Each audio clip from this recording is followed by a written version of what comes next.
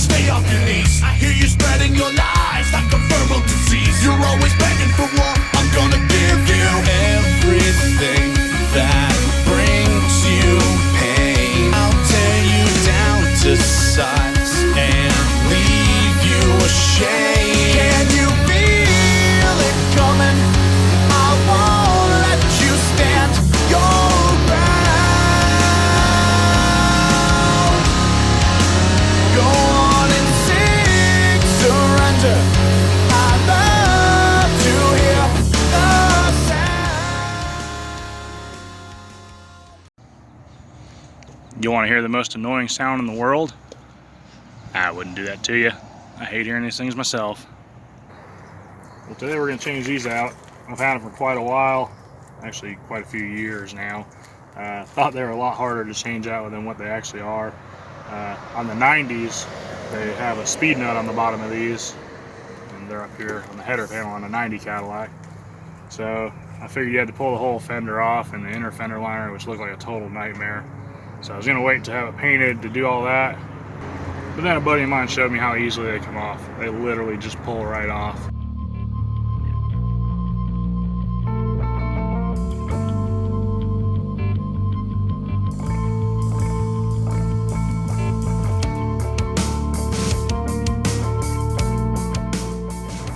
Use a little tool I got over here. I've had this one off already, so it comes off pretty easy. And little plastic clips hold it tight or broken. As you can see, it wobbles.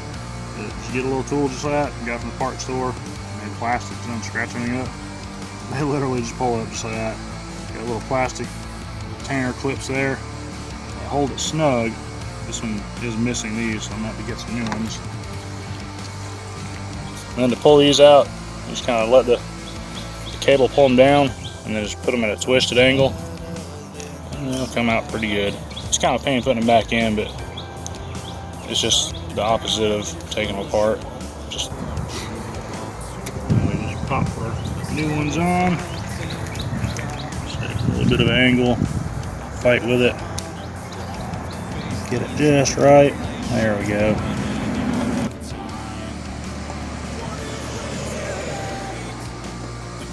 Push them back down in, and voila. And this one's a lot tighter, so we'll see if it comes off as easy as the other one did. It looks like it will. Wedge it up.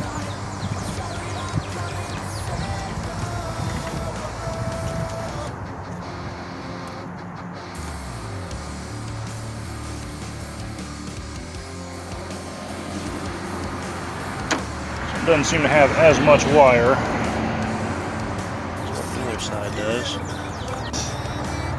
Alright, same as the other side. Just twist it, pull it off. I'm gonna grab a rag and clean up some of the junk under there while I got it apart.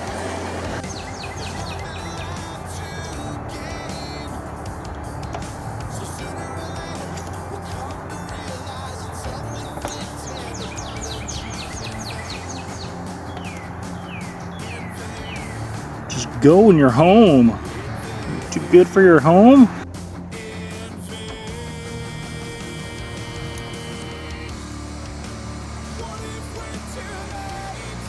Almost there.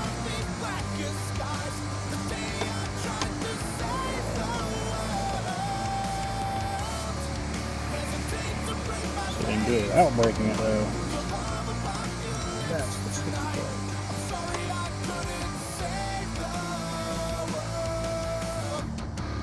There we go.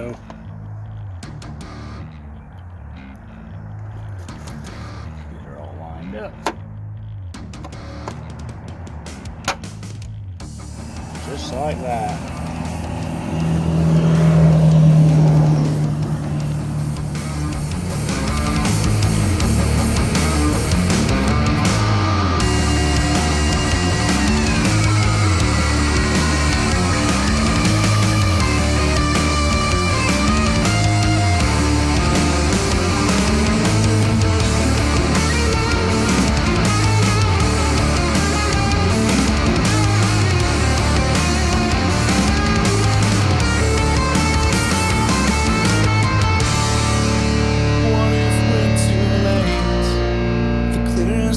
these blackest skies, the day I tried to save the world.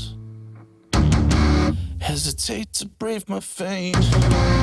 Your love apocalypse tonight. I'm sorry I couldn't save the world. What if we're too late? The clearest of these blackest skies, the day I tried to save the world. The world, the world, the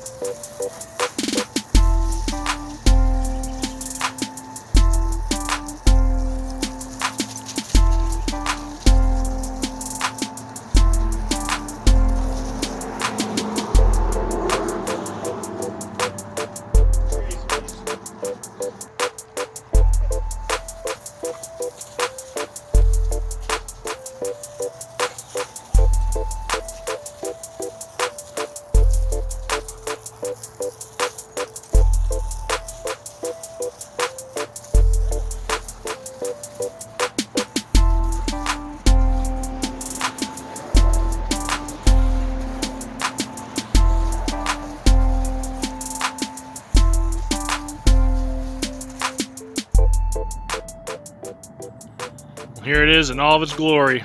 Finally got a nice day. Do a walk around of it. Like I said, it's not the prettiest thing in the world, but it gets the job done.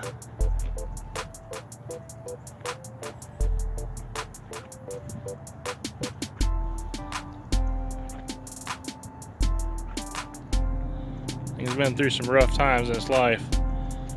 When I got it, it had been through a couple fires.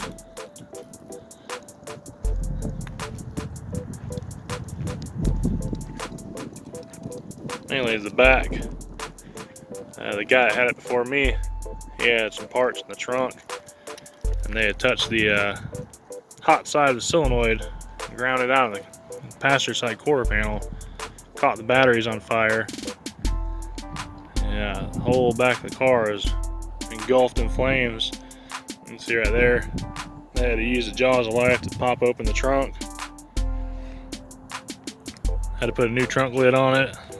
The taillight fillers, the bumper, all of it. I cut the quarter panel, put a new quarter panel on it. Should have got the dent out when I did, but I didn't. I was kind of in a crunch for time, trying to get it all put back together and painted.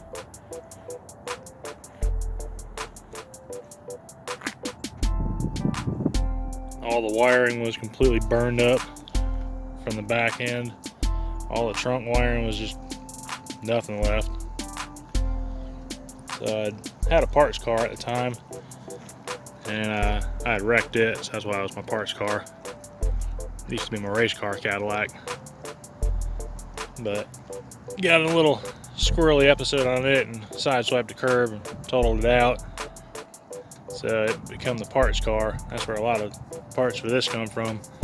Another thing, the guy had it before me, a couple months before it caught fire, he was driving it and blew the front driver's side tire and messed the fender up pretty bad. Annihilated the inner fender well. But like I said, I'd replaced the whole wire harness from my parts car from bumper to bumper.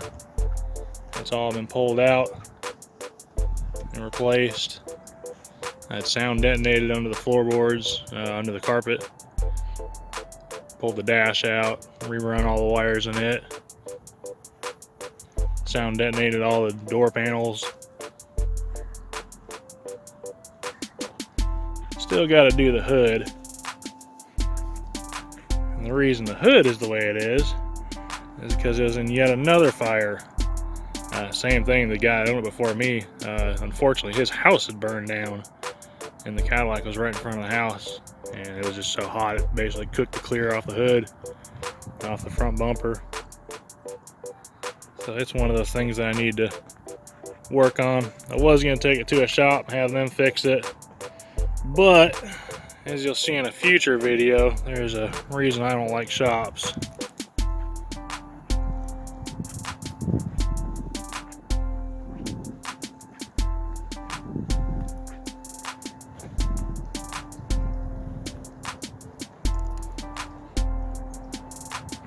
I'm no professional paint and body guy by any means. I mean, I can kind of do it. I can make it look all right, but you know, just get out there and do it and learn as you go. You'll make some mistakes. Can't be perfect every time. You know, there's definitely flaws in the paint. There's chips here and there. You know, Cadillac logo there. I had it, but put it in my buddy's grave and we buried him.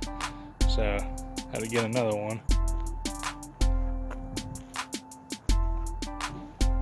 But for the money I got in the car and pretty much doing everything myself, really cannot complain at all. I mean, it turned out to be a really good car. I've took a lot of cars apart and tried to kind of overkill them, make them, you know, way nicer than anything else on the road, but usually those projects tend to fall apart, you know, and never see the light of day. So when we got this one, I told myself, this one will be driven. I spent the majority of my 20s building cars for everybody else and not being able to build my own because I'm always busy working on everybody else's cars. But this one, I decided I was gonna make it drivable. Did a bunch of work to it, so we can get some light in here. Like I said, the wheel wells were destroyed, so I had to replace them anyways. So while I had them out, I figured I'd give it a shot, doing some pattern, do a bunch of techniques that I had seen on Lay It Low. I enjoy seeing stuff and learning from it. You don't know if you don't try, so it turned out pretty good, surprisingly. But did the A-arms to match, reinforced the frame, got a little bit of chrome popping up here and there. Haven't got as much as I would like, but gotta take little baby steps and get there eventually. But reinforced all 4 wheel openings, the arches, the fronts, control arms, the belly, the front of the belly. It should hold up for quite a while. Got just a basic 2-pump setup. I got 2 batteries going to it right now. Like I said, I built the car for my wife. It was her first lowrider, so I didn't want to get nothing too hot. Have her burn it down again. I don't think this car needs to see 3 fires. 2 is plenty. But I got it racked for 4 batteries. And I actually got 2 of them sitting in there right now. I just gotta hook them up one of these days. But we got accumulators on it. Makes it really, really smooth ride. I can't believe I ever built lowriders without accumulators before. And we can cruise it. We can drive it anywhere.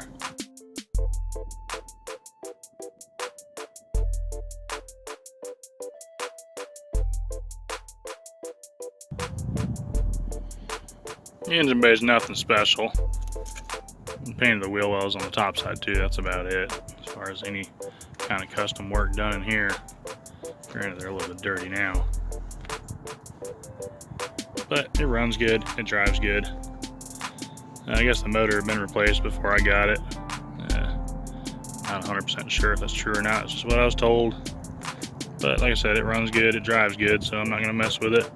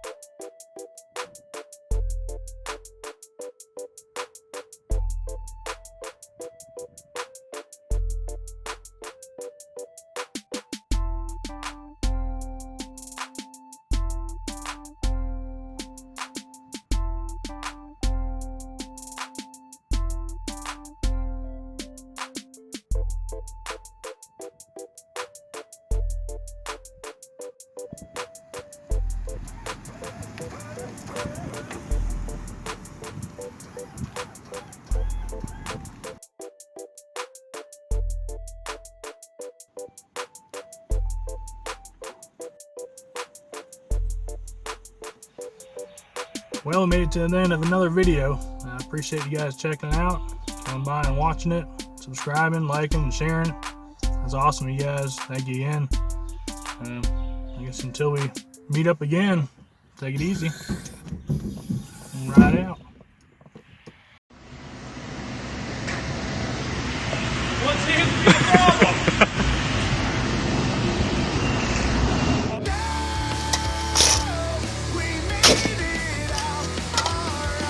Good shot. Got away free. It lives to die another day.